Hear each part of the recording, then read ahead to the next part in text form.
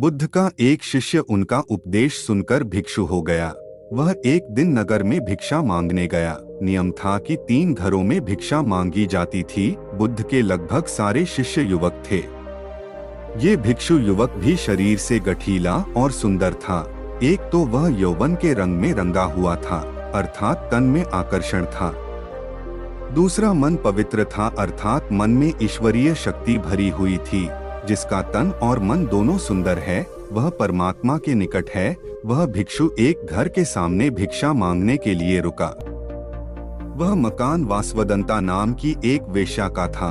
वह भिक्षु की आवाज सुनकर तुरंत बाहर आई और द्वार पर देखा कि एक सुंदर नौजवान जिसका शरीर गठा हुआ है एवं उसका मुख एक अलौकिक आभा से युक्त है, उसको देखकर ऐसा लग रहा था कि वह भिक्षु युवक शांति और आनंद में डूबा हुआ है।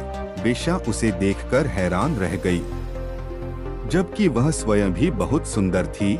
सारा वैशाली नगर उसके पीछे घूमता था कि वह हमको स्वीकार कर ले, हमसे विवाह कर ले, पर वह किसी को भी स्वीकार नहीं करती थी।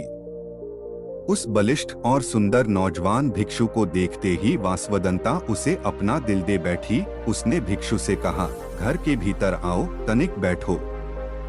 भिक्षु ने इनकार कर दिया। देवी, मैं अभी नहीं आ सकता हूँ, वेश्या ने कहा। भिक्षु कभी इनकार नहीं करते। कोई बुलाए तो जाना चाहिए, मेरे भवन के भीतर आओ।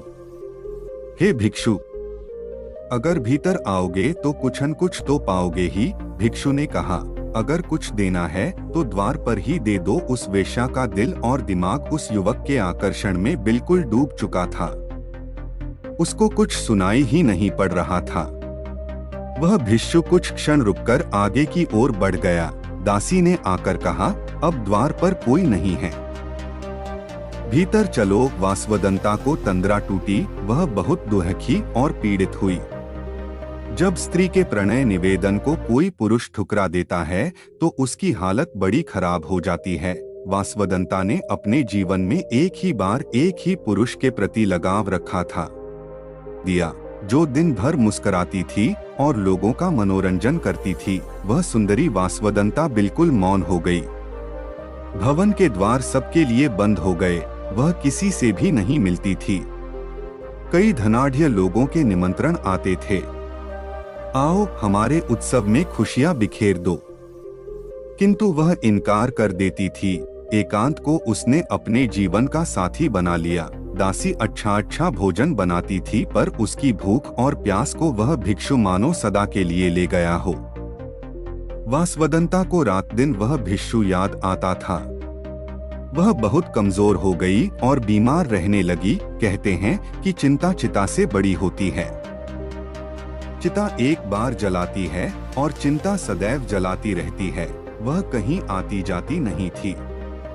एक ही स्थान पर लेटे लेटे उसके शरीर में कई जख्म हो गए। उसकी सुंदरता कुरूपता में बदल गई। अब उसे कोई देखना भी पसंद नहीं करता था।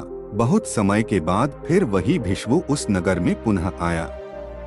उसे मालूम पड़ा कि वासवदंता बहुत बीमार है, उसकी हालत बहुत खराब है। भिक्षु उसके द्वार पर गया। दासी ने जाकर कहा कि वही भिक्षु आए हैं। वासवदंता ने दासी से कहा, यहाँ पर मत आने दो। जब मैं सुंदर युवती थी, बहुत खूबसूरत थी, तब मेरा निवेदन स्वीकार न किया। अब मैं बदसूरत और बीमार हो गई हूँ। अब मैं इनके सामने कैसे जाऊं? नहीं जाऊंगी। पर भिक्षु आ गए। हे देवी, आज तुझे मेरी जरूरत है। उस समय तुमको मेरी जरूरत नहीं थी।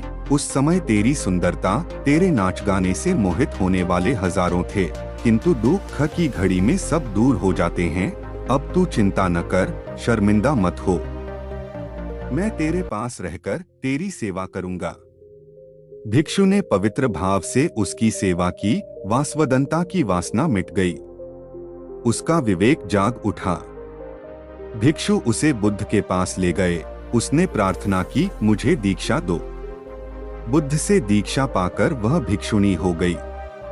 अपना जीवन पतित से पावन कर लिया। बुद्धं शरणं गच्छामि। अरे कहानी पसंद आई हो तो लाइक और फॉलो करें और ऐसी कहानी सुनाने के लिए हमारे चैनल को सब्सक्राइब करें।